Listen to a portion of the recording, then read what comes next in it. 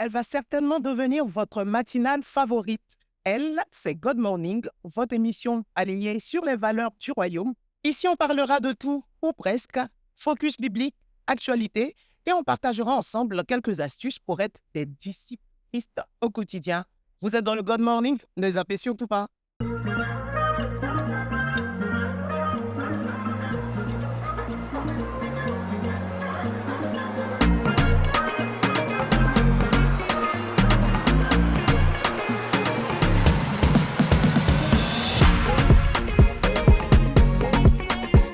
Nous sommes en mars et pour ce premier numéro, c'est tout naturellement que nous avons décidé de parler de femmes. Vous le savez, le 8 mars est la journée internationale des droits de la femme et toute l'émission ce jour va s'articuler autour de la femme dans la Bible et également dans la vie active. Je ne suis pas seule sur ce plateau, je suis avec des femmes, mais pas que. Stéphanie à ma gauche, n'est-ce pas qu'elle est belle? Merci, bonjour Sonia. Bonjour Stéphanie. Je suis très heureuse d'être sur ce plateau et avec moi, nous allons parler du chrétien au quotidien. D'accord. Alors Stéphanie, vous avez pu le constater, elle est belle, elle est calme, elle est douce, elle vient contraster un peu avec la personnalité. Voilà. Et vraiment, on est heureux de t'avoir sur ce plateau. Je me donne l'envie d'être douce. C'est très gentil, merci Sonia. Nous avons également Aïssata, la pétillante, la magnifique Aïssata, qui, je le précise, est très bilingue.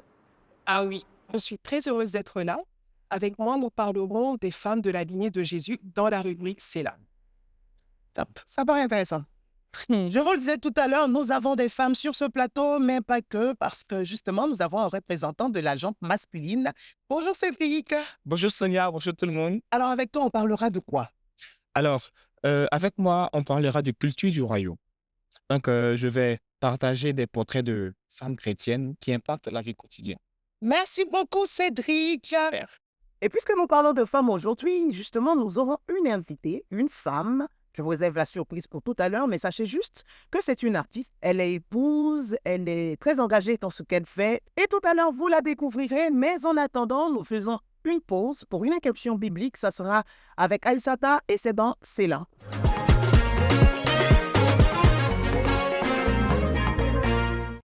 Dans cela, nous ferons un focus sur la Bible, un verset, un personnage, une pensée, et Aïssata va nous aider à mieux comprendre tout cela. Et aujourd'hui, avec Aïssata, dans cela, nous parlons des femmes dans la lignée de Jésus. Aïssata. Oui, Sonia, la Bible nous présente plusieurs portraits de femmes, mais aujourd'hui, elles sont 5 qui retiennent notre attention. Et ceci pour 2 raisons. La première, c'est qu'elles font toute partie de la lignée de Jésus. La deuxième, vous allez comprendre au fur et à mesure. Pourquoi le chiffre 5 selon vous? La grâce. Parler de la grâce, oui, c'est ça. Effectivement, le chiffre 5, pour ceux qui ne le savent pas, renvoie à la grâce.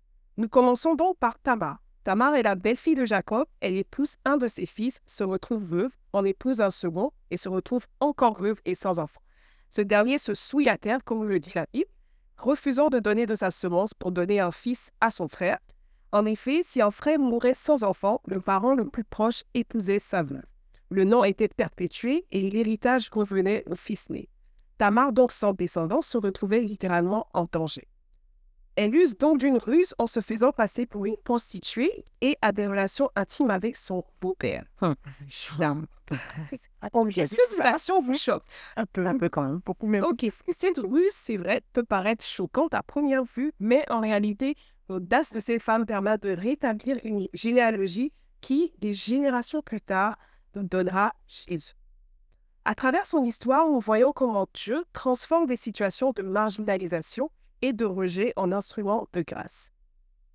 Deuxième personnage que nous avons ici, c'est Rahab. Est-ce que vous connaissez Rahab? Absolument, On la C'est connaît. un peu son histoire? Si. Ok. Donc, prostituée de Jéricho, Rahab est sauvée grâce à sa foi en Dieu. Elle protège les espions qui étaient venus en exploration en leur offrant abri et protection. Elle devient aussi une ancêtre de Jésus-Christ. Son parcours est un témoignage qui montre que la grâce divine dépasse le passé d'une personne et qu'aucun péché n'est plus grand pour être pardonné. Amen. Nous avons aussi Bersheba, impliquée dans une relation adultère avec le roi David, ce fameux roi que nous connaissons tous. Que d'espoir hein, dans la Elle devient pourtant la mère de Salomon, le roi le plus sage et le plus riche de tous les temps. La Bible nous dit en effet qu'il allait en s'enrichissant et devient fort riche. Il avait beaucoup d'argent. Ce qu'on retient ici, c'est que la grâce divine est manifeste dans la restauration et le pardon. Ensuite, nous avons Ruth. Ruth était moabite et donc étrangère au peuple d'Israël, exclue selon la loi des promesses de Dieu. Mais, de par sa fidélité à sa belle-mère, Naomi, fille de Bethléem, elle est intégrée à la lignée de Christ. Elle cède sa fidélité par ce verset « Ton peuple sera mon peuple et ton Dieu sera mon Dieu ». Cela démontre que la grâce de Dieu est offerte à tous, indépendamment de l'origine. Cela démontre que la grâce de Dieu est offerte à tous, indépendamment de l'origine. Justement, Aïssata, par rapport à ça, moi, ce que j'entends, c'est qu'en fait, ton passé ne te disqualifie pas, en fait, parce que d'un point de vue humain, trouver ce genre de personnes, on va dire, dans la lignée de Jésus, rien que leur vie aurait été un facteur discriminant, ou pas, je me trompe. Tout à Parce fait. que quand même, elles ont du parcours et du vécu. Et oui, toutes les femmes n'ont pas eu ce parcours particulier ou controversé. Il y a par exemple la mère de Jésus, Marie. Celle à qui l'ange Gabriel annoncera une bonne nouvelle en lui disant « Réjouis-toi ». Elle est choisie pour être la mère de Jésus. Et c'est son humilité qui attire toute notre attention. Marie est un symbole de la faveur divine qui élève les hommes et accomplit des promesses extraordinaires à travers eux. Elle devient ainsi la personnification de la grâce de Dieu, illustrée par le choix d'une personne déjà disposée à dire oui. En résumé, chacune de ces femmes témoigne d'un aspect de la grâce de Dieu. Réhabilitation et justice pour Tamar, rédemption, c'est-à-dire rachat pour Rahab, pardon et restauration pour Bathsheba, inclusion pour Ruth, élection divine pour Marie. Elle montre que Dieu choisit souvent les exclus, les pécheurs, les faibles et les marginaux pour accomplir ses desseins, révélant ainsi que sa grâce est souveraine, inconditionnelle et rédemptrice. Merci, Aïssata, c'est tellement bien dit. J'ai envie de demander où est le panier d'offrandes. Je les aime. Comme quoi, sous d'autres yeux, nous aussi, on aurait pu être des ascendants de Jésus. Parce qu'on ne va pas établir notre parcours ici, mais quand même, je veux dire que là, on voit qu'il n'y a pas véritablement d'exclusion. Hein. Stéphanie, qu'est-ce que toi, tu en penses? Exactement. Dieu ne fait pas de discrimination. Au contraire, ce qu'on voit surtout, c'est qu'il y a la grâce de Dieu qui intervient dans chacune des vies que nous avons remarquées. Une prostituée, une femme qui était rejetée, qui n'était pas du tout prévue, même citée dans les épargnes. Une femme qui a fait un coup de beauté, comme on dit au chrétien, elle a fait un coup de beauté pour sortir avec un Non, mais clairement. Et ça, je pense que c'est l'une des histoires qui m'a le plus marqué. L'histoire de Tamar est incroyable. Et Dieu a permis qu'elle soit dans la lignée de Jésus, l'homme le plus merveilleux de toute la terre. Ouais, c'est très beau. Et toi, en tant qu'homme, Cédric, qu'est-ce que tu en penses? Alors, pour ce qui me concerne, je vois deux choses. La première chose, c'est d'abord l'amour. Dieu se caractérise par l'amour. Et là, au-delà de la grâce, il y a quand même le facteur amour que nous voyons. Et en plus de cela, nous voyons aussi la souveraineté de Dieu. Dieu, il a ses plans. Nous avons notre pipof. On est heureux à la fin. N'est-ce pas?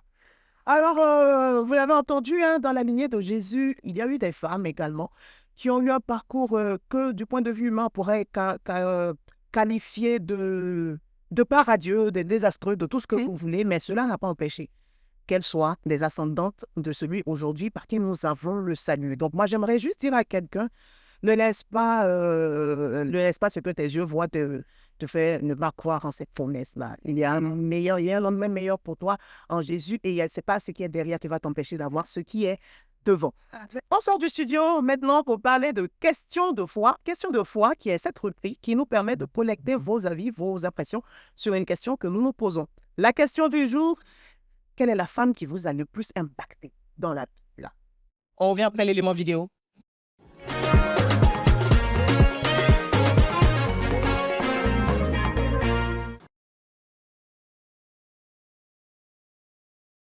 Mon personnage préféré féminin dans la Bible, c'est Marie.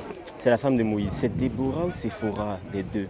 C'est Anne parce que par sa prière, elle a pu marquer et elle a fait beaucoup de choses. Elle a obéi à la voix de l'ange lorsque l'ange est venu lui annoncer qu'elle allait avoir un enfant. Alors mon personnage préféré féminin dans la Bible, c'est la reine Esther.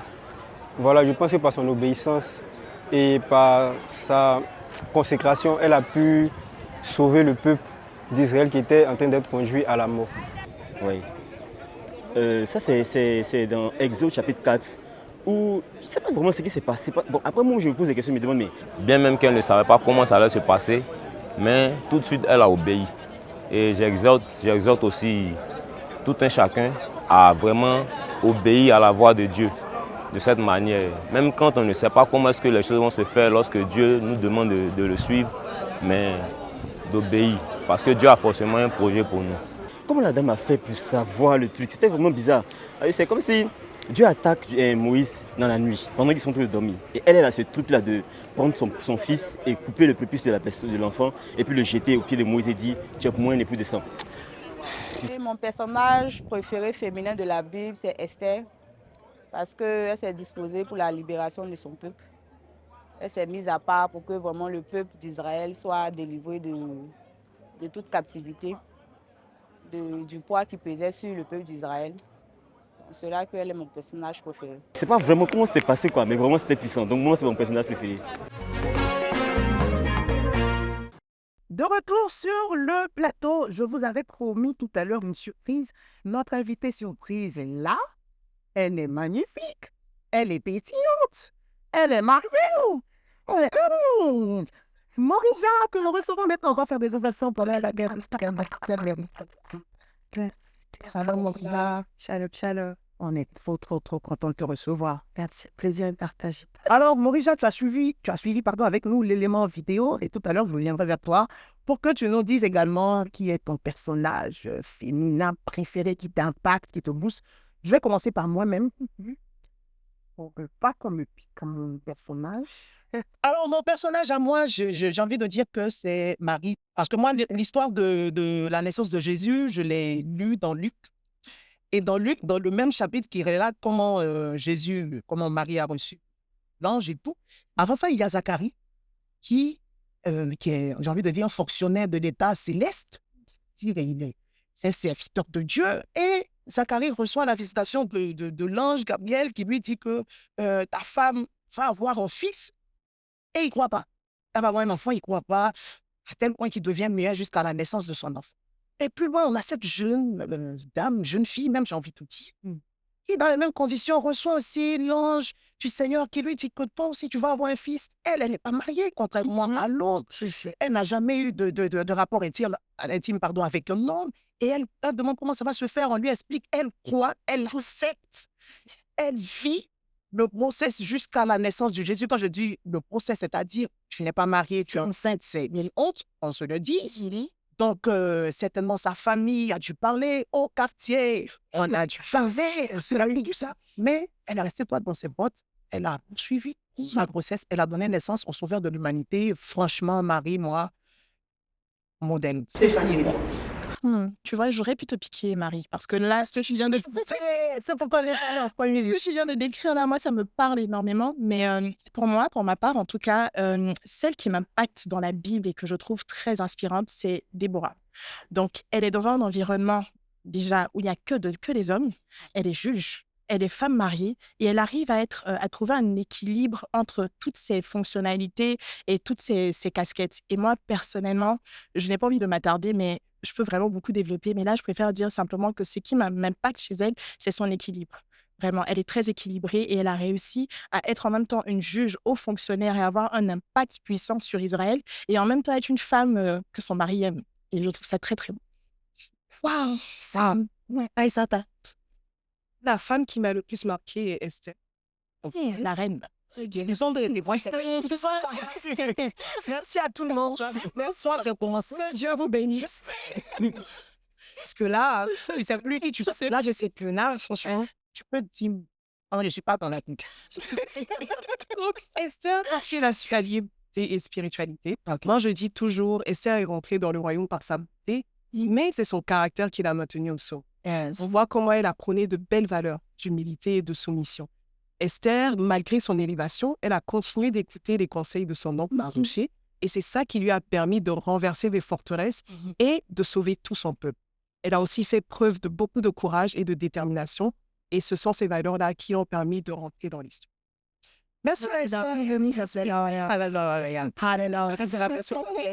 franchement, c'est chaud, hein? Ils ont pris toutes les femmes que tu voulais. Oui, il ne faut pas me décourager, moi. On n'a pas juste C'est vrai que tu as dit beaucoup de choses sur Esther, mais j'aimerais renchérir parce que ça a J'aimerais renchérir. Vraiment, Esther, moi, il m'a marqué dans le sens où le fait que Dieu l'ait élevé à un certain niveau ne lui a pas empêché de faire bénéficier d'autres personnes. Parce que souvent, lorsque Dieu nous élève, on a tendance à vouloir bénéficier tout seul. Parfois, Dieu nous fait entrer dans une zone parce qu'il a besoin de quelqu'un qui va nous représenter là-bas. Et je pense que cette dame-là a été la représentation dont le peuple avait besoin pour que la volonté parfaite de Dieu s'accomplisse. Donc, je me dis que je prie tout le temps que le Seigneur fasse de moi quelqu'un que Dieu peut positionner, mais que d'autres aussi profitent. Parce que je crois que la bénédiction, elle est rattachée à une personne.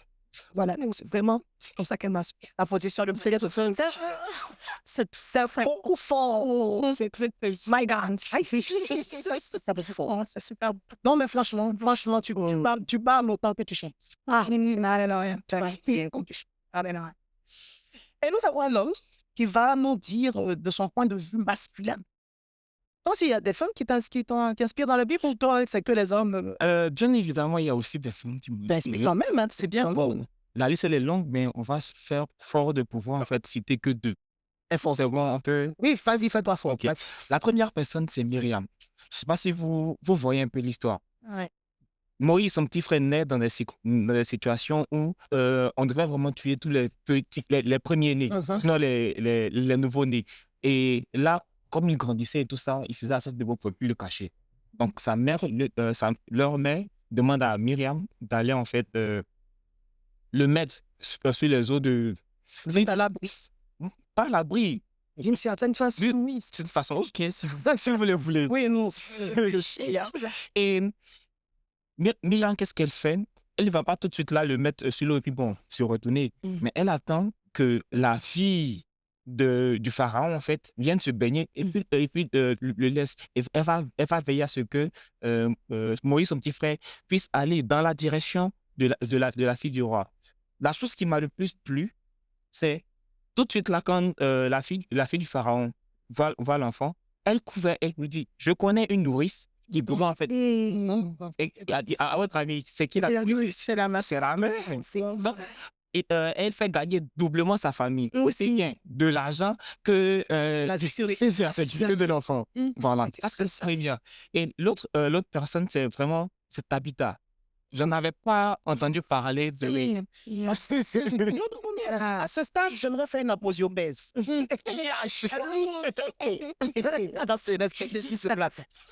fait, nous-mêmes, les femmes, on a cité une femme. Maintenant, pour un homme, nos quartiers, quand il les nouvelles, c'est 2 femmes. On a causé. Bagnon, nous t'écoute. Alors, pour parler de Tabitha, on n'a pas l'habitude de pouvoir entendre femme disciple. On dit de Tabitha qu'elle est une femme disciple de Jopé. C'est la première chose. L'autre chose, il a dit qu'elle était décédée. Et c'est pas 1, c'est pas 2, c'est pas 3, mais un grand nombre de personnes réclament que Pierre vienne prier pour qu'elle puisse revenir à la vie. En fait, tellement elle faisait de bonnes choses. Bon, aujourd'hui, dans certaines de nos églises, on appelle le service de restauration de grâce parce qu'elle est vraiment accueillie. Elle est vraiment accueillie. J'espère que c'est pas parce qu'on a dit que c'est une femme qui a fait... Pas du tout. Parce que quand on va parler de l'église, ceux qui font la nourriture, il n'y a aucun rapport. Non, il n'y a aucun rapport. Alors, Cédric, nous allons rester avec toi cette fois-ci pour parler de culture du royaume. Culture du royaume, c'est une chronique qui nous permettra de mettre en relief, en avant, des personnes qui influencent, des personnes qui appartiennent au royaume et qui influencent. Tout à l'heure, après le jingle.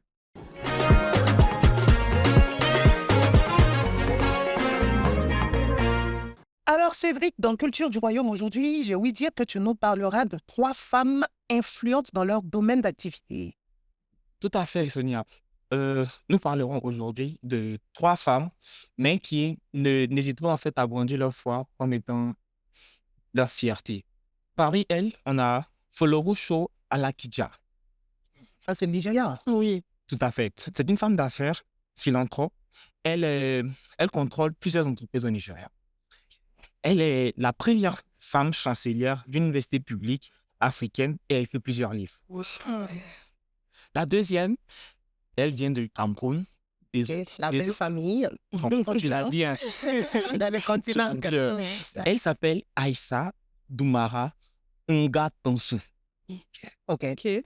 Elle est chrétienne au Cameroun, comme je le disais, militante infatigable, transforme la douleur en espoir. En fait, il faudrait dire que cette Aïssa a eu un mariage difficile. Elle a été mariée à 16 ans de force. Bon, un mariage forcé à 16 ans. Du coup, elle a décidé de faire de cette douleur-là son mode de lutte, en fait. Donc, elle lutte vraiment pour tout ce qui est comme violence faite aux femmes. Avec son association lutte contre les violences faites aux femmes. Et elle le fait au Cameroun, comme je le disais, à Marawa. À votre avis, c'est où au Cameroun? C'est fini que je connais pas. Si je dis je connais, je mange, je me situe moi-même et la vérité. Donc, laissez-moi vous dire que c'est au nord du Cameroun. Voilà. Donc, elle intervient dans l'humanitaire, comme je le disais, vise à la réhabilitation psychosociale et à la restauration de la dignité des femmes. Donc, je l'ai vraiment dans l'honneur aux femmes. Si on a l'occasion de lui faire un coucou, vraiment qu'on lui tire le chapeau pour ce qu'elle fait. Coucou, Aïssa, c'est ça, Aïssa. Coucou, Aïssa. La deuxième personne, c'est Priscilla Shirai. Shira. Moi, j'attendais ça. Il va dire mon nom après ça. J'ai fidèle. Alors, Priscilla Shirai. Shirai. Je tiens à préciser, c'est la Aïssa est ici présente et professeure d'anglais. Elle est lui parle langue. Elle est l'interprète. Priscilla, elle est auteure, elle est conférencière chrétienne, elle est aussi productrice. Wow. Je sais que vous la connaissez, mais tout à l'heure, vous la découvrirez plus. Elle est fille de pasteur. Elle est connue pour ses apparitions dans les films tels que War Room. Je ne sais pas si vous l'avez regardé.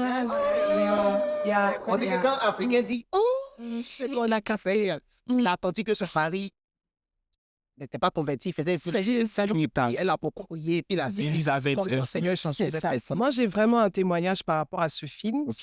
Grâce à ce film, je dirais, Dieu est passé par ce film pour me faire réaliser l'efficacité et l'importance de la prière. C'est après avoir regardé ce film que j'ai pris au sérieux ma vie de prière. En fait, Aïssa, on fait beaucoup attention à ce que tu vois. Quand tu as dit, j'ai eu un témoignage, parce que je dis que ton mari parce que ce que je suis, c'est ça vient. Tu as commencé à réfléchir. Comme ça, si ton mari veut faire un truc, il est fait la femme dans la petite pièce, tu le ramènes. C'est ça. Parlant de mari, alors, avec son vrai mari, Ok, son vrai mari, ok. elle a cofondé Going Beyond Ministry. C'est bon, ça va. On peut aller avec ça. Dans ce ministère, en fait, elle encadre les femmes à approfondir leur foi. Voilà. Donc, on peut la retrouver sur ces différents réseaux et arrêtez qu'elle est très active sur Instagram. Oui, moi, donc moi, je la connais. Qui parle d'Instagram, parle de Stéphanie. Oui, j'aime beaucoup ce réseau social. Elle y est, Stéphanie. Je le dis, c'est qu'elle y est.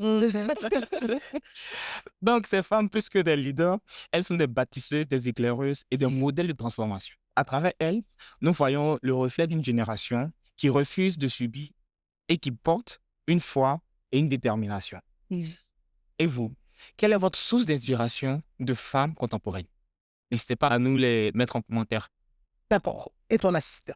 Est-ce qu'il y a des femmes qui t'inspirent, qui te donnent de vouloir faire plus? Alors, à part moi, je vais dire. Alors, il y a plusieurs femmes qui m'inspirent. Vraiment, la liste, elle est très longue, mais je vais essayer d'être short, franchement. Alors, la première qui m'inspire, c'est Catherine Kuhlman. Voilà, elle m'inspire beaucoup dans le domaine du ministère, parce que j'ai vu que c'est une femme qui a été, je dis, un canal que Dieu a beaucoup utilisé dans le ministère de la guérison. Et c'est un ministère que j'aime beaucoup.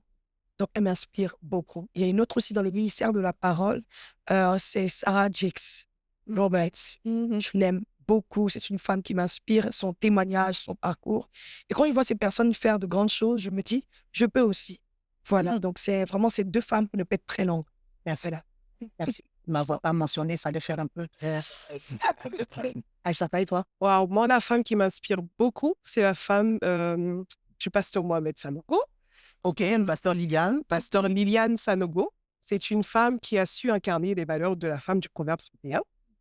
Elle est une femme équilibrée, une femme sage et une femme surtout qui sait porter son mari dans son ministère. Et elle m'inspire beaucoup à tous les niveaux.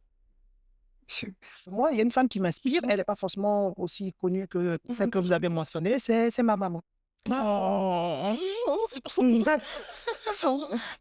Alors, ma maman, elle s'est convertie. Elle était dans le groupe d'intercession de son église. C'est pas le genre de personne qui se contente de faire une chose à l'église. Donc, en tant qu'intercesseuse, vous voyez, l'intercession, c'est très en off. Hein, elle a trouvé que c'était pas assez. Elle voulait faire autre chose. Donc, elle a intégré un groupe qui partait dans les prisons pour évangéliser. Tout ça. Et sous le couvert de son église. Et après, je crois qu'il y a eu certaines régulations au niveau du ministère des cultes où c'était plus possible de le faire. Donc, elle a pris sur elle de faire une demande au ministère des cultes de la Côte d'Ivoire. Et entre-temps, en attendant la réponse, elle a commencé à faire de la collecte de vêtements que le jour où elle a l'autorisation, elle fasse à la fois l'évangélisation et également la remise de vêtements. Et très, très récemment, elle a été reconnue comme aumônière par le ministère des cultes de la Côte d'Ivoire. Donc, elle a l'agrément qu'il faut pour aller servir le Seigneur dans les prisons, annoncer l'évangile, la distribution de vêtements. Et c'est pas parce que c'est ma petite maman chérie, mais je suis très fière d'elle. Voilà. Et c'est ta maman. C'est trop beau. C'est trop, trop beau. Magnifique. Alors, ma petite maman, Madame Joachim Guédé, merci pour tout ce que tu fais pour les prisonniers de Côte d'Ivoire. Je crois que le Seigneur t'emmènera au-delà. Bisous. Ah, je sens beaucoup d'émotions là. Je prends des émotions là. Minimum une fille comme moi, en fait. Minimum. Il a dit. Ah, Stéphanie, entre-temps, tu t'es souvenue de cette personne? Oui, alors elle était déjà dans mon cœur, mais voilà. Mais maintenant, là, je suis prête à parler d'elle. Alors, c'est Madame Eva Kofi. Donc, elle a créé une fondation qui s'appelle la Fondation Yakin. Madame Eva Kofi qui fait un roman. Exactement. C'est mon témoin de mariage avec elle. En tout cas, j'ai une relation assez particulière avec elle. Et je vois en fait son parcours. Je vois de là où le Seigneur l'a tirée et où il est en train de la conduire. Et moi, pour moi, c'est très impressionnant d'avoir quelqu'un qui est juste à côté de moi, comme ta maman. Et ça me parle beaucoup plus. Je vois sa vie, je vois son témoignage de vie, je la connais. Et moi, personnellement, c'est un besoin pour moi d'avoir la personne proche de moi pour que je sois inspirée. Et elle, c'est vraiment un modèle de femme et voilà. Elle est merveilleuse. Franchement, nice. Madame Eva Kofi, franchement, pépite. On poursuit nos échanges. Cette fois-ci, nous entrons de plein pied dans la rubrique Entre nous, tout de suite après le jingle.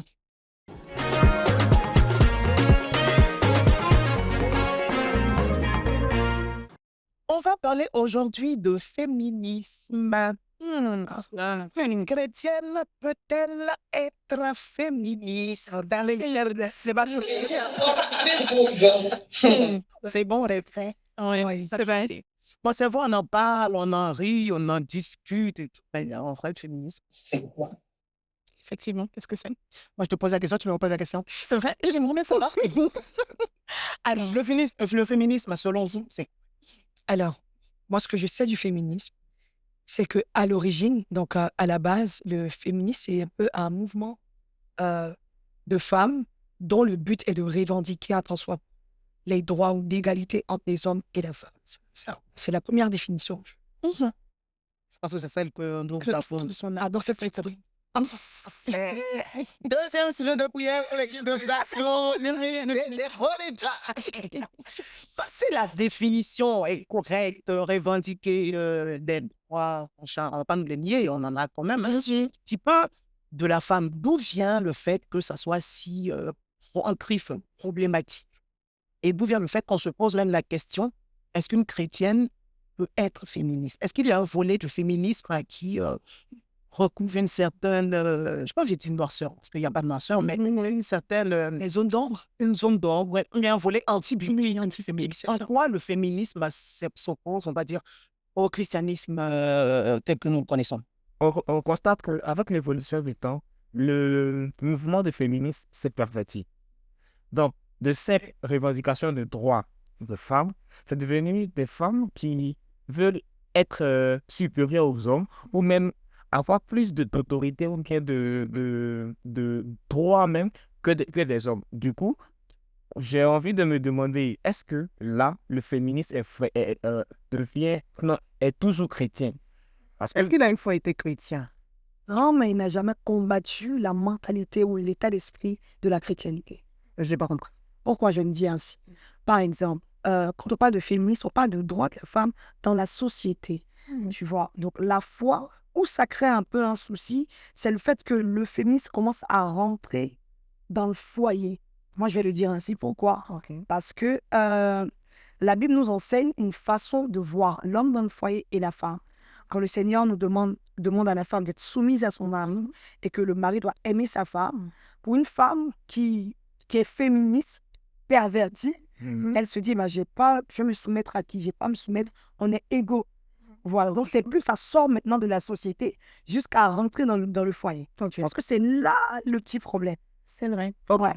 Et c'est vrai. Et c'est ce que tu disais, mon déjà, c'est tellement vrai parce que ça combat en fait la notion de soumission de la femme vis-à-vis de l'homme. Et on n'est vraiment pas contre le fait qu'on soit égaux, parce que la Bible même le dit.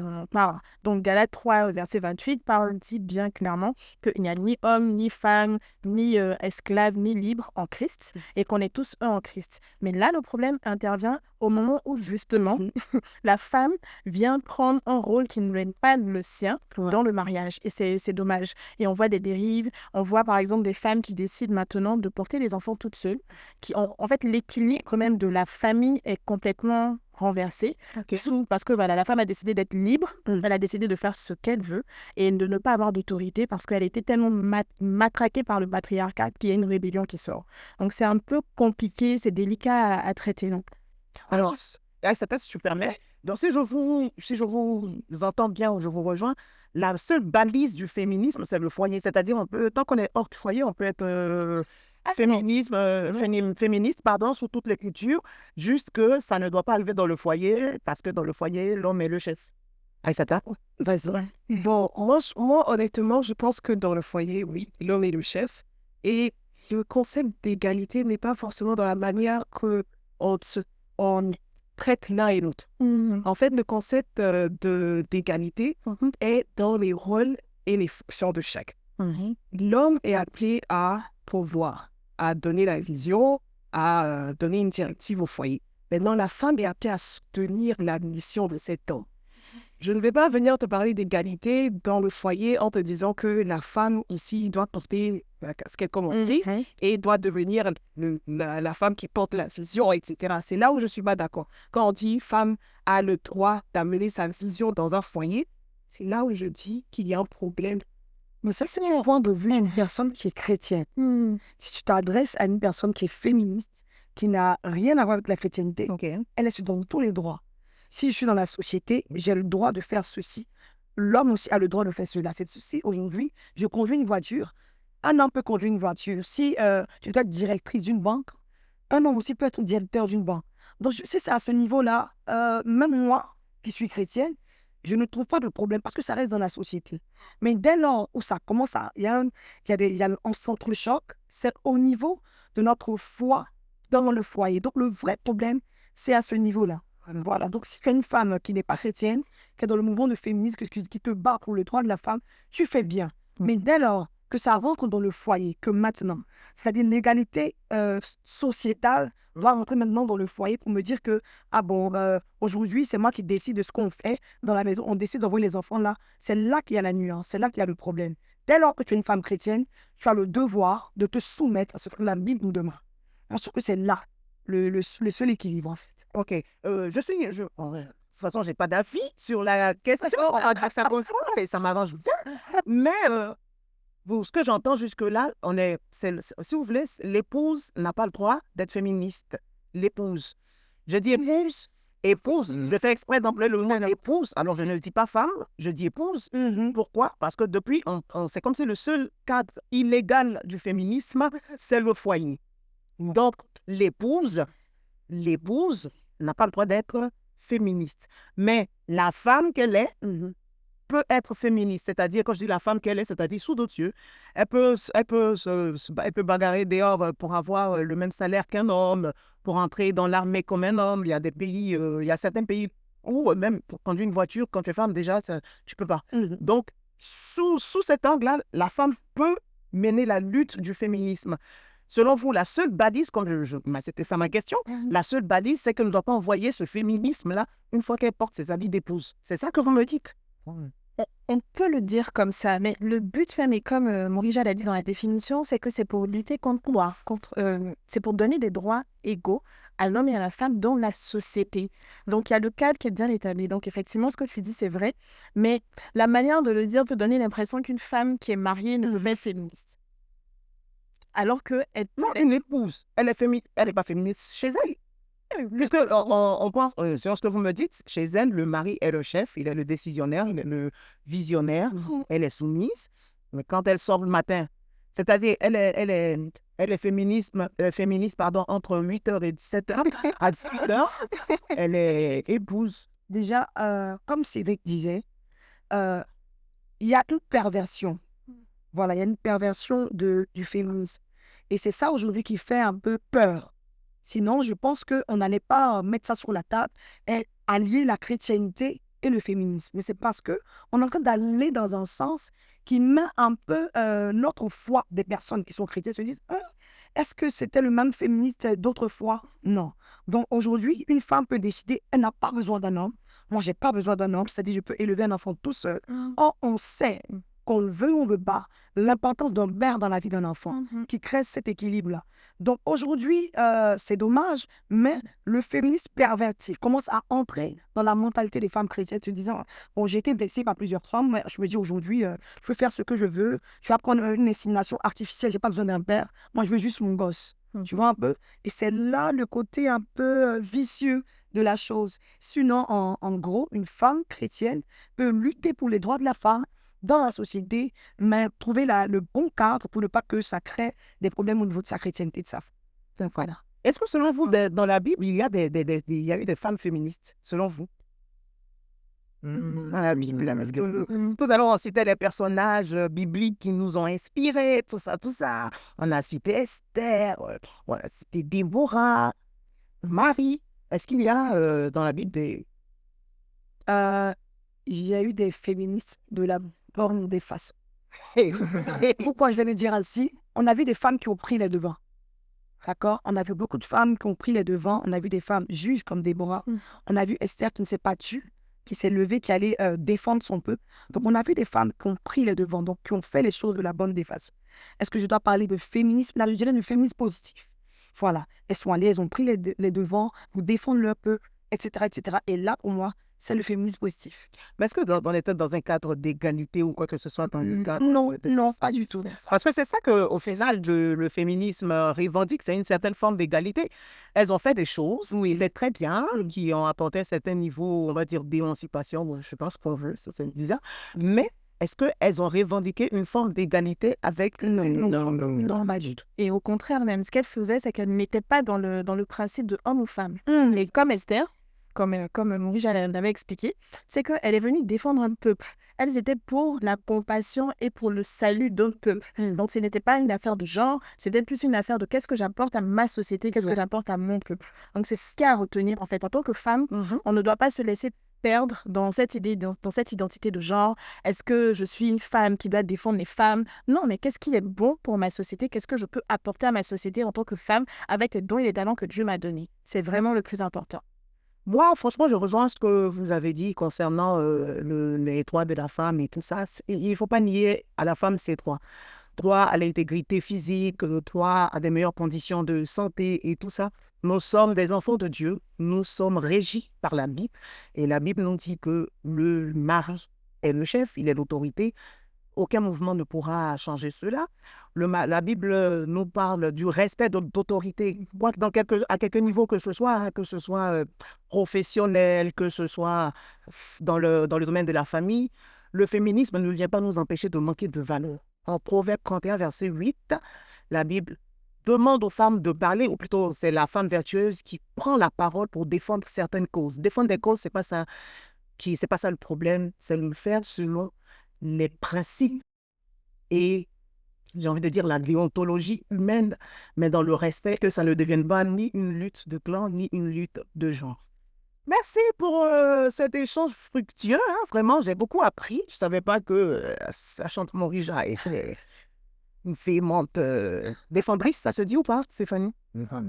Non. Défend quoi? C'est ton mot, hein, comme ça. Défenseur. D'accord. Véhémente défenseur des droits de la femme, mais en même temps très aligné sur les principes comme du respect. Bravo. On adore. Et justement, la transition est toute trouvée pour la recevoir en tant qu'invitée, et c'est dans l'invité du jour. On va la questionner un peu.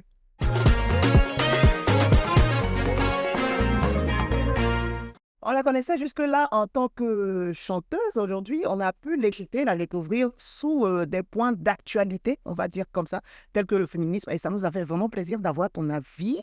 Morija, je vous prie d'ovationner à nouveau notre invité. Merci. Voilà, a fait de l'humilité de notre... En l'état civil, Inta Reine Morija, Oui. désormais épouse Willie Jays à la porte. Son nom d'épouse, c'est Madame JT. Les bêtises, ça fait le nom. On a fait jamais quelqu'un, c'est un loup qui prête. Ah, vraiment? Je ne sais pas. Je savais pas. C'est qui prête la carte. Voici JT qui est devenu Jays. C'est très bon. Morija, l'invité du jour, est né le 8 août 1999 à Adjamé, d'une famille de 7 enfants, d'un père pasteur et d'une mère chanteuse. Ouais. Avant de poursuivre, même, j'ai envie de te demander déjà, est-ce que c'est pas ce contexte familial, pastoral, chantral qui a dessiné ou j'ai fait les bases de ta profession actuelle? Bah, je dirais assurément. Voilà, je pense que c'est pas un hasard. Mais je Parce dirais qu'il y a que des choses qui sont des hasards et et quelque chose qui ne sont pas des hasards. voilà. Non, mais c'est pas un hasard. C'est pas un hasard. Ouais. Alors, je dirais que mon père et ma mère m'ont donné l'éducation, mis dans le bon cadre, je vais le dire ainsi, mais jamais ne m'ont poussé Ok. à faire quelque chose. On dit, comme tu es chrétienne aujourd'hui, va faire telle musique, va faire... Non, pas du tout. Mais c'est le cadre, effectivement, la conviction moi-même intérieure d'avoir accepté le Seigneur et de me dire, pourquoi ne pas utiliser les dons et les talents que Dieu m'a donnés pour les mettre à son service. Et c'est vraiment un peu ça. Alors, Depuis que tu as accepté le Seigneur. j'ai accepté le Seigneur depuis en 2013. Voilà, j'avais 12 ans. En 2013, j'en ai Ah ouais, ça fait très jeune. Ça veut dire que tu n'as même pas été au cadre en Égypte comme nous. Ah, en vrai, pas trop. Pas trop, parce que même quand j'allais un peu en Égypte, je t'ai ramené moi-même par les fondations, les fondements que les parents avaient déjà mis. Donc, ça m'a un peu balisé. Voilà. Et quand est-ce que la jeune chrétienne que tu es à 13 ans décide de commencer à chanter pour le Seigneur? Alors déjà, je suis fan de musique, donc j'écoutais beaucoup des chansons, des titres et tout. Et j'ai commencé même à en écrire. C'était À quel âge? J'ai commencé à écrire mon premier texte, je pense, c'était à l'âge de 10 ans. Waouh! Voilà, j'ai écrit sur les animaux, parce que je mettais mes frères dans un mood. Je les prenais pour faire des concerts à la maison devant les parents. Franchement, on écrivait un chant ici, je chantais un chant sur les animaux. Donc j'écrivais un peu, et j'étais très fan d'écriture et tout. Et quand j'avance, quand j'évolue, à 16 ans, je rentre dans le groupe musical quand je me baptise en 2015. Voilà. Quand je me baptise, je rentre dans le groupe musical à 16 ans. Et quand je rentre dans le groupe musical, je commence à servir le Seigneur avec ma voix. Mais même avant, dans les mouvements chrétiens, dans mes écoles, dans les concours chrétiens, j'y étais. Donc, je commence par là, je me rôde davantage dans le groupe musical parce que ma mère est chantre à l'église. Donc, avec elle, j'ai appris vraiment les rouages du ministère et tout, comment se conduire devant les autres, comment conduire un peu. Donc, au fur et à mesure, je commence à aimer la chose. Et plus j'avance, le Seigneur m'en parle personnellement par rapport à un ministère dans la chanson. Et c'est comme ça que je suis convaincue et que je flotte exactement dans le Saint-Esprit et dans la voie que Dieu a tracée pour moi. Je pense que Elsa, tu as une question pour toi. Oui, moi je me demande, est-ce que tu as toujours rêvé d'être chante ou il y avait, tu sais, souvent dans l'enfance, on a des docteurs, des lèvres. Est-ce que ça a été aussi ton cas ou c'est toujours ça a toujours été être chante? Oh, non. Non, moi, non, premièrement, parce que je me suis dit, plus tard, j'allais faire la musique, et mon boulot et la musique, mais plus j'avance, je me rends compte que la musique, elle est très jalouse, elle est demandante, déjà. Donc, plus j'avance, sinon, Morija, j'ai fait des études de droit, donc j'ai une licence en droit et éthique. Donc, j'avais prévu, et c'est toujours à l'intérieur de moi, d'être un notaire. Voilà, je fais du notariat, m'occuper des biens, les gens, parce que j'ai beaucoup aimé cela et tout. Donc, je veux dire qu'au départ, quand Morija commence à réfléchir, qu'est-ce qu'elle va faire plus tard, c'est quand je fais la terminale, que j'ai mon bac, que je pense à faire le notariat. Sinon, au départ, on voyait des choses qui nous plaisaient vite fait quand on était petit. Mais quand j'ai mon bac, je me dis, ah, pourquoi pas le notariat, parce que j'ai vu. Et plus j'évolue, c'est resté dans mon cœur, c'est la raison pour laquelle j'ai fait le droit. Et Dieu aussi qui avait son plan, au moment opportun, a mis les choses, a su aligner les choses pour que je puisse commencer le ministère très tôt. Voilà. Alors, moi, j'ai beaucoup de questions parce que je trouve déjà, moi, j'aime beaucoup ton ministère. Pourquoi? Parce que tu inspires beaucoup ma fille. Merci. Donc, elle va chanter toutes ses chansons et tout ça et tout. Voilà. Donc, on a des concerts à la maison avec toi. Maintenant, la question, c'est de savoir, est-ce que dans ton cœur, tu ne te dis pas que tu aurais dû peut-être continuer le notariat et après, par la suite, commencer la musique ou pas? Alors, il y a tellement un gros contexte derrière même la carrière. Si je commence, je ne pourrais pas terminer. Mais je dirais que aujourd'hui, je ne suis pas dans le regret. Je suis plutôt dans l'accomplissement d'une branche de ma vie. Et je me dis que cette partie-là, naturellement, va rejaillir. Et moi, Morija, je ne me suis jamais mise dans une boîte, me dire que non, si je n'ai pas fait ceci, je n'ai pas fait cela, j'ai raté ma vie. Non. Pour moi, je cours dans le couloir et dans le couloir de ma destinée. Et à l'avenir, je saurai trouver le bon raccord pour faire ce que je veux. Voilà, donc vraiment, je ne suis pas dans le regret. Je suis le plan de Dieu. Ok, donc on attendra un jour Morija notaire. Bien sûr. Top. Alors, pour ma part, j'ai bien envie de demander, Maurice, je vais laisser le cadre chantre, mais j'ai envie de demander, en tant que femme chrétienne, comment tu réussis à vivre ta vie chrétienne au 21e siècle? Alors, je vais partir sur un verset, même si j'ai oublié un peu la référence. La Bible nous dit de ne vous conformer pas au siècle présent. Je veux dire ça pourquoi? Parce qu'il y a d'autres qui me disent, ah, quand vous dites ça, c'est comme si on avait porté les chaussures, etc. Non, c'est pas ça.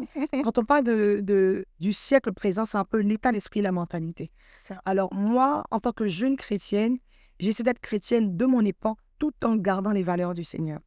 Et pour moi, on peut être chrétien dans son temps et garder les valeurs. Parce que souvent, on a envie de nous dire, ah, tu peux être une vraie chrétienne si tu es dans cette génération. Non. On est chrétien, on est fun, on est correct, on est comment dirais-je, on est sérieux dans notre foi avec le Seigneur. Je le vis vraiment chill et tranquille, sans pression. Ce que la Bible me demande de faire, je fais ce que j'ai à faire. Pour la jeune fille que je suis, bah, je suis là, rêveuse, tranquille, spirituelle, aussi physique, je rêve, je continue de travailler. Donc, c'est vraiment cet équilibre-là que même je prône au travers de la personne que je suis et au travers de ce que je fais. Voilà. Moi, justement, je voulais rebondir sur la question de Cédric parce que je sais que ton style vestimentaire et même capillaire a été beaucoup critiqué, permets-moi le mot, sur les réseaux sociaux. Comment tu le vis? Qu'est-ce que tu en penses? Alors, je dirais que la Morija enfant, voilà, la Morija qui était débutante, venir sur la place publique se faire lyncher, parce que moi, je vais le dire ainsi, pas pour me jeter des fleurs, mais j'ai été un peu l'enfant correct. Voilà, j'évite vraiment d'avoir des soucis, toutes ces choses-là. J'ai évité vraiment ces soucis-là à mes parents. Donc, quand je me mets dans la carrière, je décide de suivre vraiment la voie que je vois que dès que je sors sur les réseaux. Ma première apparition sur les réseaux, je disais que je commence la carrière. La première apparition, on m'a lancé quelque chose, tu vois, des paroles, des propos et tout. Je me souviens que cette première fois-là, j'ai pleuré. Je suis venue, j'ai trouvé mes parents au salon. Je me suis dit, mais qu'est-ce que j'ai fait? Qu'est-ce qui est mauvais dans mon message? On a trouvé telle chose. Je pleurais et tout. Et après, je suis rentrée en moi-même.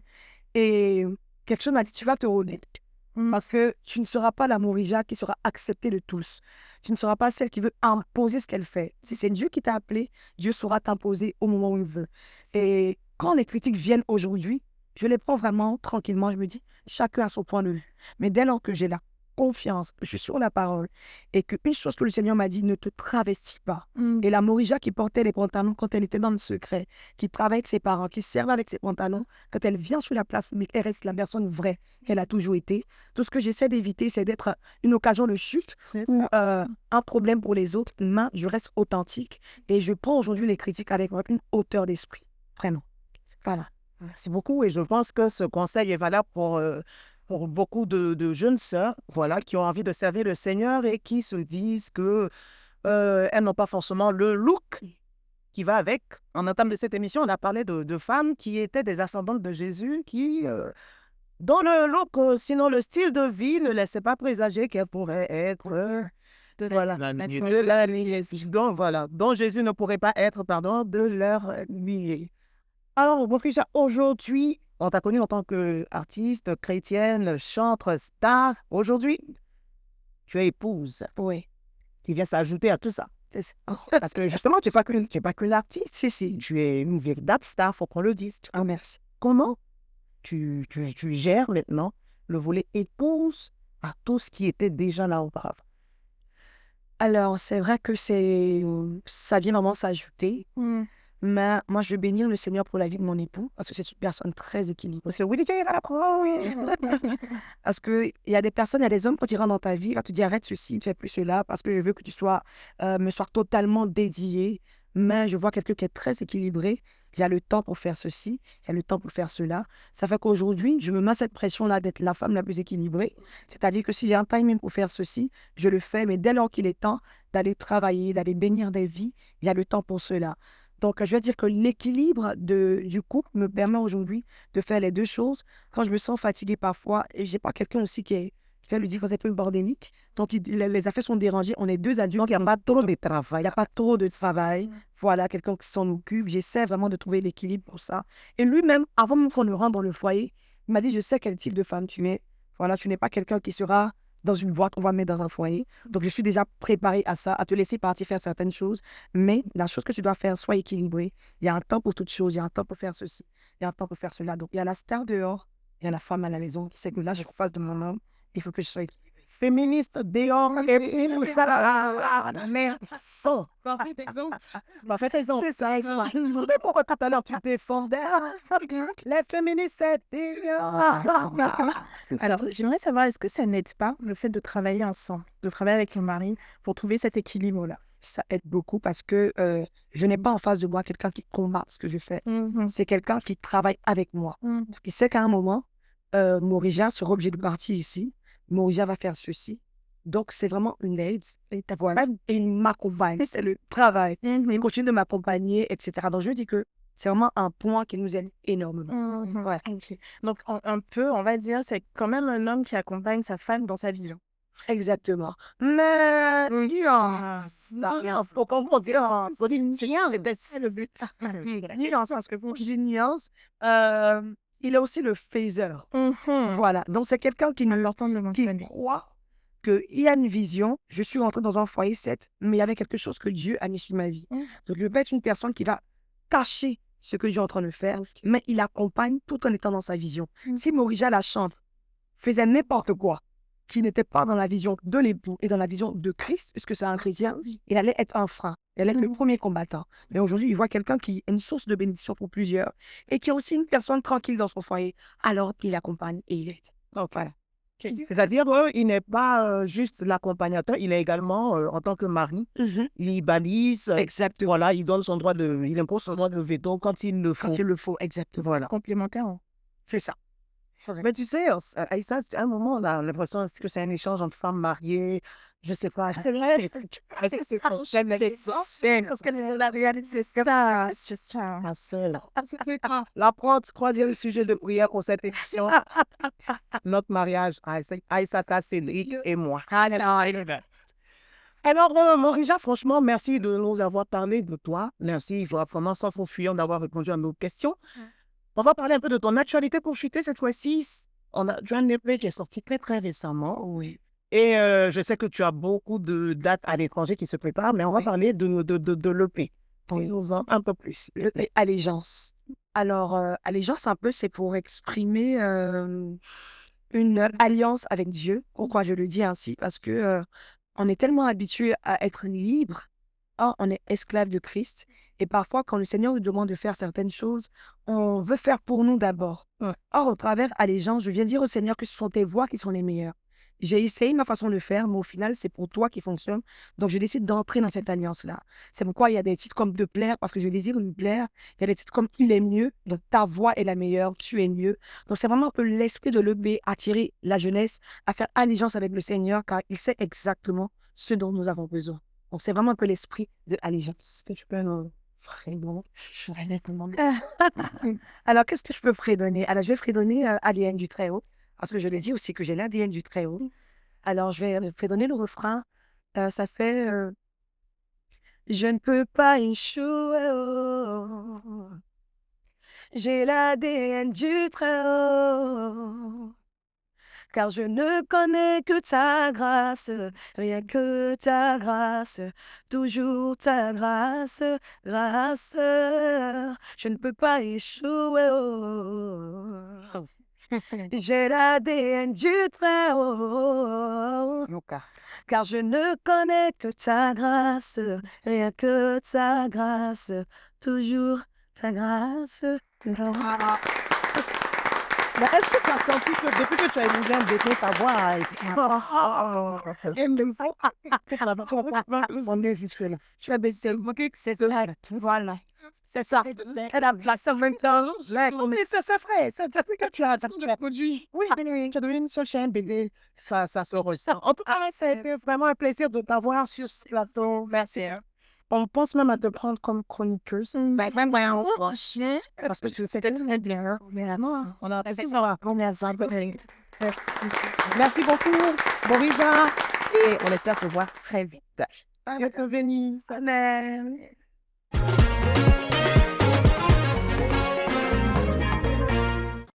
Prochain arrêt de ce God Morning, nous sommes dans Chrétiens au quotidien, la rubrique qui nous permet de partager des astuces pour être des meilleurs chrétiens.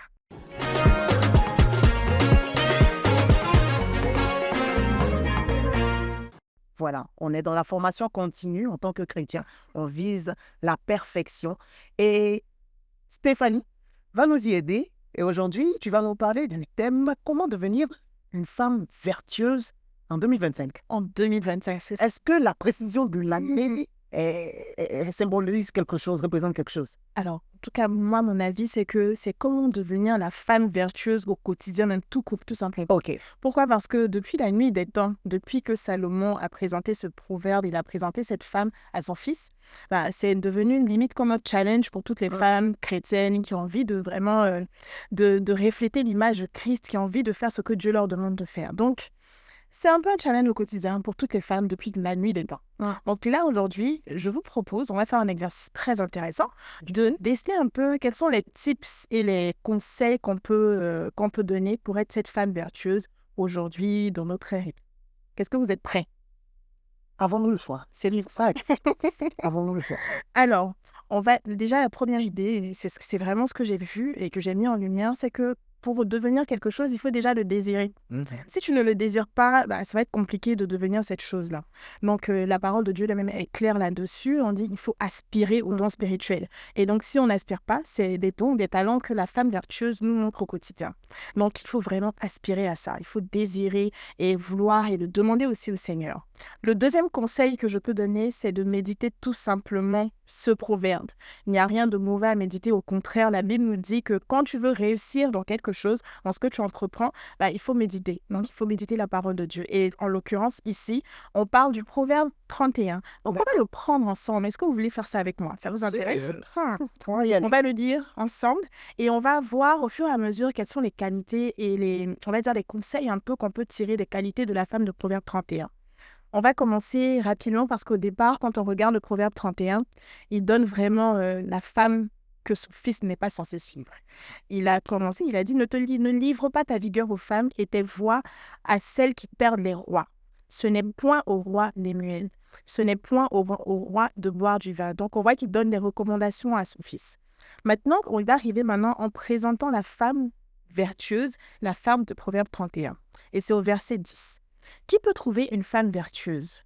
Elle a bien plus de valeur que les perles. Le cœur de son mari a confiance en elle et les produits ne lui font pas de défaut.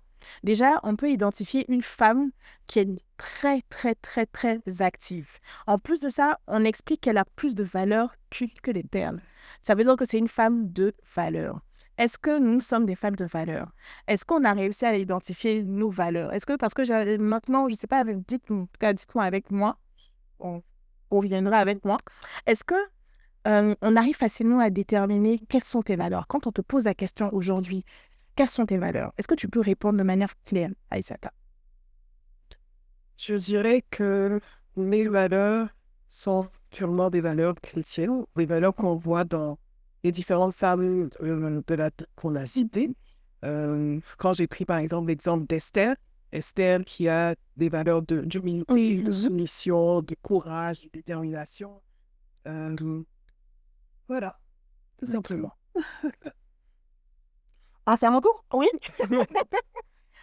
On aspire à être des femmes de Proverbe 31. Oui, des femmes de valeur. Donc, l'une des valeurs pour moi qui est vraiment prépondérante ou qui doit l'être chez la femme, c'est le respect. Peut-être c'est parce que nous sommes africains, je ne sais pas, vous me direz, mais le respect, voilà, pour moi, c'est la principale valeur qu'une femme devrait avoir, le respect pour sa famille, le respect pour son époux, pour les autorités, voilà. Et puis, je suis censée en citer plusieurs. Ou pas? Non, pas du tout, c'est très bien. C'est Non, bon? c'est déjà bon. Et moi-même, je voulais rajouter dedans le respect de sa personne.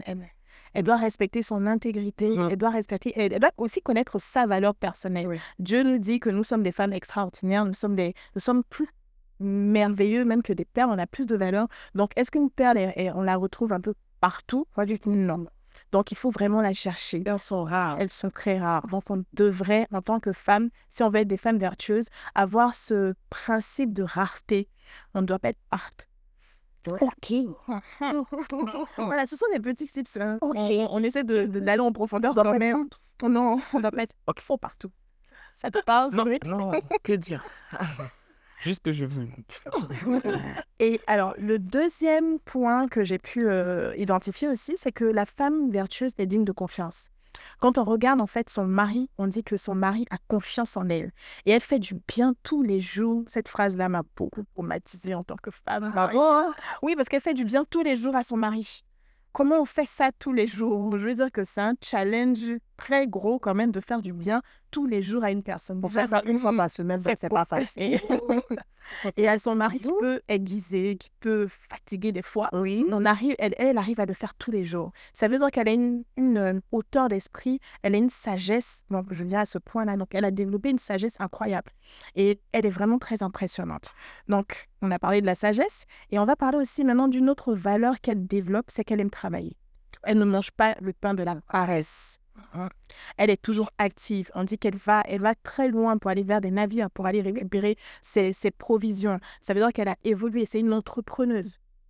Elle n'est pas juste assise à profiter de l'argent de son mari parce que maintenant, on a l'impression que quand on est marié, on doit juste s'asseoir et puis regarder son mari apporter de l'argent. Ce tout n'est pas mauvais. Ah bon, hein? Ce n'est pas mauvais en soi. Ok. Mais c'est intéressant quand même de s'épanouir en tant que personne qui apporte quelque chose à sa société. Et ce n'est pas forcément le fait de gagner de l'argent, mais c'est le fait d'apporter des choses à la société et par nos doigts et talents. Et elle le fait. On dit qu'elle filait de la laine, elle apportait du coton et ça bénissait plusieurs personnes. Donc on est censé, en tant que femme vertueuse, aimer travailler, avoir la valeur du travail dans notre manière de fonctionner. Ensuite, on voit que c'est une femme mariée. Je l'ai dit, j'ai parlé de son mari, mais elle est mariée. Là. Et c'est la partie là. Et je me suis interrogée, honnêtement, est-ce que une femme qui n'est pas mariée peut être une femme vertueuse? Ou non, plus non. L'émission, on est venu faire là. Mais c'est vraiment une question, hein, parce que je pense que ça peut challenger dans le sens où on se dit, bon, peut-être que c'est réservé seulement qu'aux femmes mariées. Okay. Mais est-ce que c'est vrai? Est-ce que c'est pas... Donc, si je reformule ce que tu dis, c'est est-ce que le fait de ne pas être mariée te disqualifie d'être une femme vertueuse? Bon, j'aimerais bien avoir votre avis en commentaire. Quoique Stéphanie va nous dire, parce que c'est elle qui traite le sujet, pas de faux fuyants, elle va nous répondre. Mais j'aimerais bien aussi avoir votre avis, n'hésitez pas à le mettre en commentaire. Stéphanie. Alors, il y a deux volets. Pour moi, il y a deux volets. Ça veut dire que la femme vertueuse est un idéal qu'on est censé atteindre. Et le point, c'est que dans notre processus de femme, il arrivera un moment où on sera célibataire et on pourra développer certaines qualités et caractéristiques que la femme vertueuse présente. Et quand on arrivera au mariage, on sera à ce moment-là cette femme vertueuse pour le mari et pour ses enfants. Donc, c'est un processus. Donc, ce n'est pas quelque chose qui est, on va dire, linéaire. On ne peut pas dire de facto qu'une femme qui n'est pas mariée ne peut pas être une femme vertueuse. Au contraire, elle tend à l'être, c'est un idéal. Et au fur et à mesure dans le parcours de sa vie, parce que forcément, je pense, en tout cas, une femme qui a envie de plaire au Seigneur encore plus, voilà, va se marier, va vouloir donner un peu plus. Pour moi, ce que tu es en train de dire, je pense qu'il y a des caractéristiques qu'on ne pourrait pas t'attribuer. Alors justement, pour rebondir sur ce que tu disais, pardon, moi je pense qu'il y a vraiment des attributs qui sont aiguisés dans le mariage. Par exemple, on dit elle fait des cadeaux. Qu'est-ce que la formulation que tu disais où elle fait du bien à son mari tous les jours? C'est quand tu vas arriver dans le foyer, pour parler en langage ivoirien, tu as en face de toi quelqu'un qui va en griffe chauffer ton cœur, t'énerver au quotidien, mais arriver malgré ça à continuer à appliquer ce que la parole de Dieu te dit de la femme vertueuse, tu vas te rendre compte qu'effectivement, oui ou non, tu l'es ou pas. Je ne sais pas si vous me comprenez. Je veux dire que, par exemple, quand on parle de la patience, c'est très facile d'être patient quand tu es chez toi, tu vis seul, tu es pépère, tu es patient de quoi? Tu es patient tout seul. Mais quand il y a l'opposition en face de toi, quelqu'un qui te donne des raisons d'être impatient, c'est là tu peux dire à la fin de la journée, oui, je suis patiente ou pas. Donc, pour recadrer ce que je disais, c'est vrai que on parle de la femme vertueuse, on met le mariage dans le contexte de la femme vertueuse, mais c'est juste pour dire que le mariage aiguise un certain nombre de choses en nous. Et c'est quand on va y arriver qu'on saura qu'on est pleinement ou pas une femme vertueuse. Vraiment, c'est mon avis, c'est discutable. Donc, discutez-en en commentaire et puis on va laisser Stéphanie poursuivre. Exactement. Et ça me plaît que tu aies parlé de ça parce que ça nous permet de partir sur le dernier point, c'est d'apprendre à développer réellement les fruits de l'esprit. Parce qu'on sait que sans le Saint-Esprit, nous ne pouvons rien faire et que c'est le seul qui est parfait, c'est le seul qui nous emmène à la perfection. Donc, si on veut atteindre cette perfection qui est la femme vertueuse qu'on décrit dans Proverbe 31, il faudrait vraiment apprendre à développer la joie, la patience et la douceur, la bénignité, la tempérance, la bonté, la joie, toutes ces choses qui sont les caractéristiques et les fruits de l'Esprit de Dieu. Merci Stéphanie. Est-ce que, Aïssata, tu as un mot par rapport à ça? Est-ce que la femme vertueuse qui est en toi veut s'exprimer? Moi, j'ai juste envie de dire que la femme vertueuse est d'abord une bonne chrétienne, une femme qui aspire à plaire à Dieu. Et comme on le disait, ce sont des qualités que l'Esprit de Dieu met en nous. C'est pas forcément en cherchant à faire les choses par tes propres forces que tu vas pouvoir atteindre cet idéal-là, mais simplement en voulant plaire à Dieu, tu te retrouveras dans différents contextes de ta vie, même en tant que célibataire. Si Dieu te donne un appel auprès des orphelins, par exemple, tu te retrouveras à être une femme vertueuse auprès des orphelins. Donc, il y a différents contextes qui peuvent s'adapter à ta situation. L'homme vertueux, Cédric. Je me sens flatté. La motivation devrait être la bonne, à savoir, comme le disait Aïssata, vouloir être soumise, vouloir être au service, vouloir obéir à Dieu. Parce que ça ne va servir à rien de vouloir avoir toutes ces qualités de la femme vertueuse. Or, devant Dieu, tu n'es que rien en fait. Comment on n'est pas rien Non, tu es juste là pour pouvoir plaire à un homme et non pas forcément à Dieu. Or, je me dis, c'est vraiment le cœur de Dieu qu'il faudrait d'abord avoir. Et puis, bon, c'est lui qui te motive maintenant à avoir toutes ces qualités. Et puis, bon, c'est lui la personne que nous sommes. Merci beaucoup. Je savais que c'était un homme vertueux. Et il y aura une femme vertueuse avec mon frère. Amen. Alors moi, j'ai envie de vous dire, pour clore ce sujet de la femme vertueuse, c'est que, comme Aïssata le disait, ce qu'il faut chercher à faire, c'est de plaire à Dieu. Parce que l'homme va t'éprouver véritablement. Les motivations derrière ce que tu fais, ça doit être principalement pour plaire à Dieu. Sinon, si tu le fais, si tu veux devenir une femme vertueuse pour plaire à un homme, tu seras essoufflé. Parce que l'homme, à répétition, va te donner des raisons de ne plus l'aimer, de ne plus le considérer, de vraiment des raisons d'abandonner. Mais lorsque tu le fais principalement pour plaire à Dieu, ça va te faciliter la vie parce que par le fruit de l'esprit, tu auras le caractère de Dieu, tu pourras supporter tout ce qui viendra par la suite. Surtout, ce qu'il ne faut pas perdre de vue, c'est que justement, dans ce même chapitre de Proverbe 31, à partir du verset 30, la Bible dit: la grâce est trompeuse et la beauté est vaine. La femme qui craint l'Éternel est celle-là qui sera louée, récompensée là du fruit de son travail et qu'on porte ses œuvres la loue. Alors, j'ai pris beaucoup de plaisir à partager ce plateau avec vous, chers frères et sœurs. Aïssata, toi aussi, rassure-moi. Franchement, j'ai passé un très bon Tant mieux alors. Bah, moi, j'ai été béni. Hein. L'homme vient Désormais, tu es baptisé l'homme. Qu'il en soit ainsi. Stéphanie. Et moi, j'ai passé un très, très bon moment. C'était très, très agréable. Voilà. Merci également à Morija qui a été des nôtres tout au long de cette émission et qui nous a donné son point de vue sur les différents sujets abordés aujourd'hui. Good morning pour aujourd'hui, c'est fini. Prenez le temps de vous abonner, d'activer la cloche des notifications pour ne rien rater de l'actualité Good Morning et nous nous reverrons très très vite. À bientôt. À bientôt.